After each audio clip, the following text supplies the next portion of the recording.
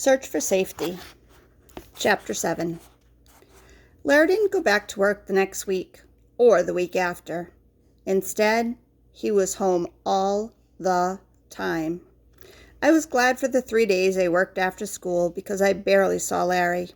And Mr. Graham gave me free snacks, unlike home, where there was even less food than before. But the days I didn't work at the store were different. Sometimes Larry would ignore me when I came in. Other days, he'd talk to me, just to have somebody listening while he complained. And some days, especially when he'd been drinking, he'd lose it and beat me. Fridays were always the worst. That was the day Mom got her paycheck. He'd pick her up after work, and they'd go to the grocery store together to do the shopping. Mom did her best to get food, but they also came home with cartons of cigarettes and 12 packs of beer. Larry always took a chunk of cash from her paycheck for himself. Mad money, he called it. One Friday night, there wasn't enough money for what he wanted. I heard them arguing downstairs, and Mom stepped out for a few minutes. That's when he raced up the steps to my room. I was eating a sandwich I made when he stormed in. "What's this?" he said, looking at the almond peanut butter jar still sitting on my drawer. "You got your own private kitchen up here this whole time?" There was an ugly look on his face. He put his hand on my chest and shoved me backwards, so I went sprawling on my mattress. "You don't want me coming downstairs, so I started keeping some stuff up here," I tried to explain. "Money's tight right now, so don't you be holding out on us," Larry sneered. He put his heavy shoe on my chest and pressed down until I started gasping for air. "From now on, any food you get goes in the kitchen for all of us. I'm going to check your room from now on, too. If I find food up here again, you'll be sorry." "But you're the one who told me to stay upstairs," I said. He pressed down harder, and I felt a burning in my chest. "Don't you diss me, boy. I ain't playing with you anymore," he growled. "How much old man Graham pay you today?" "None of your business," I wanted to say, but I felt like my ribs were about to snap. $30, I gasped. It was the entire week's pay. "Give it here," he ordered, a strange look in his eyes. I wanted to curse him out, but I was too scared. I handed over the money, and he drew back his foot. I heard someone come in the door downstairs. A second later, my mom called out, "Larry? Ben? You guys up there?" Larry shoved my money in his pocket. "You're living under this roof. You help us out now and then," he said, before he headed back downstairs. I shut my door behind him, my heart pounding in my sore chest. Later that night, I heard noise and laughter coming from downstairs. When I crept down to the second floor to use the bathroom, I found out why. There was a smell of beer in the air. Larry used my money to get drunk. I wanted to throw up. At 3 a.m., I woke up to the sounds of slaps and cries coming from downstairs. At first, I thought it was a nightmare, but then I realized it was real. Larry was beating up Mom. I stumbled in the dark to my doorway and heard another dull thud, followed by a whimper. "Mom, are you okay? Is everything okay down there?" I yelled. The whole house suddenly got quiet. I stepped to the edge of the staircase when she called out, "Stay out of this, Ben. Everything's gonna be fine." I could hear she was crying. In the darkness, my mind was filled with horrible images of her huddled in a corner bleeding. I started to go down the steps when Larry's voice thundered up. "You heard your mother. Get your butt back in that room, now." "Please, Ben, go away. Just go back to your room," Mom begged. I sat on the top step, unsure what to do. When Mom cried out, I cried too. And when Larry hit her, I put my hands over my head to block out the sounds. I wanted to call out her name, but no sound came from my mouth. Finally, I heard Larry go back down to the first floor and turn on the TV. and from the second floor I heard the awful sound of my mom weeping. "Stay away, Ben," she whimpered when I tried to come to her. "Just stay away." Hours passed. At some point, I heard a roar outside and went to my window. 2 police helicopters were hovering just above the row of homes across the street. Maybe they were searching for Larry. Maybe Mom had finally called the police. "He's here," I wanted to tell them. As I watched, something went wrong. The helicopters got too close. Their rotors hit and they crashed into each other and fell right onto the houses in a bright orange fireball. A river of fire spilled out in all directions, rushing across the street towards my house. I knew I had to get Mom before it was too late. I reached the second floor, but the fire was way too fast. It boiled onto the steps and chased me all the way back up to the 3rd floor. I closed my door and felt the surging flames smack against it. Then the door began to melt and give way, and Larry was there, fire coming out of his hands, ready to burn me to ashes.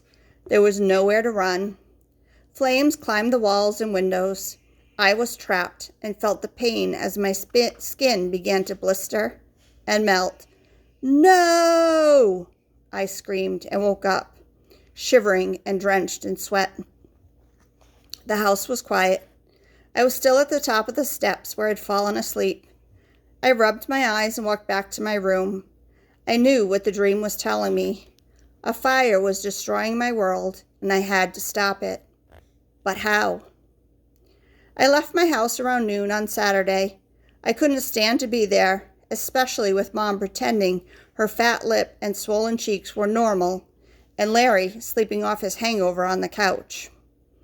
I didn't know where to go, so I just went to Graham's. "There he is," Mr. Graham said with a smile when he saw me. "You okay, Ben? You look a little tired." "Yeah, just didn't sleep too well last night," I said. He looked at me with his bright eyes for a bit longer than usual. "What is it, Ben? You never come here on a day off. Something on your mind, boy?" I wished a customer would come in and distract him. I couldn't tell him what happened last night, but I didn't want him to send me home either. The store was one place I could go where people talked nicely to each other, a place where no one punched or screamed, a place I was wanted. I was just thinking, maybe I could work some more. You know, you don't have to pay me or nothing, I said. He studied me again, and I prayed he wouldn't ask any more questions. "I could always use your help, Ben," he said with a warm smile. I don't know why his words made me want to cry, but they did. I fought it off, though, and for the rest of the day, I worked harder than ever. I got a blister on my hand and tore the sole of my shoe against the edge of the door, but it didn't matter. It felt good to lift boxes, stock shelves, and clean up messes. At the end of the day, Mr. Graham thanked me. "You're the hardest working young man I know. Nothing wrong with honest work, is there, Ben?" he asked. "Say, what are you doing for supper? Why don't you come over tonight? Alice is cooking up in a storm, and I know she wants to meet you." Mr. Graham had mentioned his daughter Alice before. I'd never met her, but I'd seen her in old pictures he kept near the cash register. He even showed me a fancy card once with her name on it. It said she was a paralegal, whatever that is. I felt a little funny about going to his house, but I didn't want to go home, and I was hungry. "Call your folks and let them know you're coming over," Mr. Graham suggested. I nodded, but didn't make the call. I knew they'd hardly notice unless I was late, and I was afraid Larry would answer the phone. We locked up the store and walked a few blocks to Mr. Graham's house. It was on a quiet street lined with small, one-story houses. His yard was the nicest one, full of pink and white flowers. As he opened the door, I smelled roasted chicken, and my stomach started growling. "Alice, we're here," he called out. A woman about Mom's age stepped out of the kitchen, wiping her flour-covered hands on a dish towel. I recognized her face from the pictures in the store. "Hello, Dad. How was your day?" she said warmly, looking over at me. "Great, thanks to Ben here. He helped me all day. I wanted you to meet him, so I thought we'd have him over for dinner." "It's about time. Lord knows I made enough food," she replied. "Nice to finally meet you, Ben," she said, shaking my hand. "You too," I answered nervously. "Thanks for having me over." "Ben, I'm going upstairs to get changed," said Mr. Graham. "I'll be down in a few minutes." Alice chuckled. "It's the same thing every day. First thing he does when he gets home is change out of his work clothes.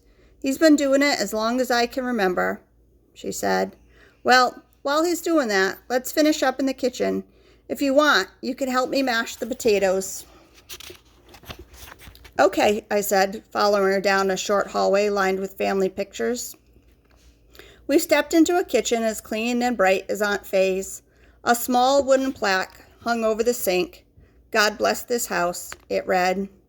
On the stove, I spotted the source of the great smell, a golden brown chicken fresh out of the oven. My mouth started watering. I swallowed hard and tried not to stare, but Alice saw my expression. "I hope you're hungry, Ben," she said with a smile, lifting a pot off the stove. I was. Since Aunt Faye left, I'd been slowly losing weight. I was never fat, but my jeans already felt looser than when we first bought them. School lunches and my food stash didn't make up for the missed meals and empty cabinets at home. And now, Larry had taken everything. "I've drained the potatoes, Ben," Alice said, breaking my thoughts. She was standing in front of a big bowl filled with steamed potatoes. "You think you could mash them up for me?" "No problem," I replied. She handed me the masher, and I got started. "Dad's always talking about how helpful you are," she said, as I crushed the potatoes against the side of the bowl. "To be honest, I'm glad you're around," she continued. "It makes me nervous with him alone in the store all the time. I asked him to hire someone after Mom died, but he's stubborn. He likes to pretend he's 45, not 75. Other than our family, you're the first person he's ever let work in there. That store's his baby. He put me and my brother through school by working there 7 days a week. Know what he said the other day? He told me you work as hard as him. Now that's saying something, 'cause he's worked like a dog all his life." "I like working with your dad. It's like he's a grandfather or something, not a boss," I admitted. "And it's nice having money, too." "I heard that," she said with a little laugh. She added some milk and butter to the potatoes and asked me to mix them again. As I did, she pulled out a tray of fresh biscuits from the stove and took it into the dining room. A minute later, she grabbed a steamy bowl of buttery corn. My stomach felt like a big, empty suitcase that needed to be filled. "Ben," she said, adding a little salt and pepper to the potatoes, "you might not want to talk about this, but Dad's a little worried about you."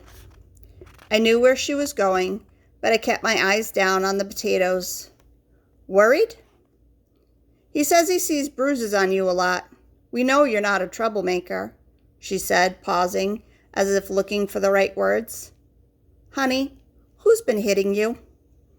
Her question rang in my head. Part of me wanted to tell her the truth. But where would I start? And what could she do anyway? My jaw locked shut, and the heavy silence stretched out longer and longer as I kept mashing. Finally, she rested her hand on my shoulder. "Never mind, Ben. If you ever want to talk about it, you know where we are. Dad or I will be glad to listen." "Thanks, Miss Alice," I mumbled, my face burning. She took a spoon and tasted the potatoes. "Perfect," she announced. "Come on, Ben, let's eat." It was the best thing she could have said. Dinner was as delicious as I'd expected. Sitting at the table with Mr. Graham and Alice, talking and laughing about the store, mopping up gravy with one biscuit after another, I felt happier than I had in months. But I knew it couldn't last. As the evening wore on, I started thinking about my mom and Larry at home not far away. By the time I left around 8 o'clock, I was depressed. Larry and my mom barely looked up from the TV when I came in, the house stinking of cigarette smoke. "Wondered where you were, Ben," Mom mumbled, half asleep between puffs. Larry didn't look for a moment in my direction as I headed upstairs. For once, my stomach was full, but I knew that would change now that Larry took my food. And if he kept taking my money, I'd be in real trouble. The one good thing was that I still had $30 from the money Aunt Faye left me.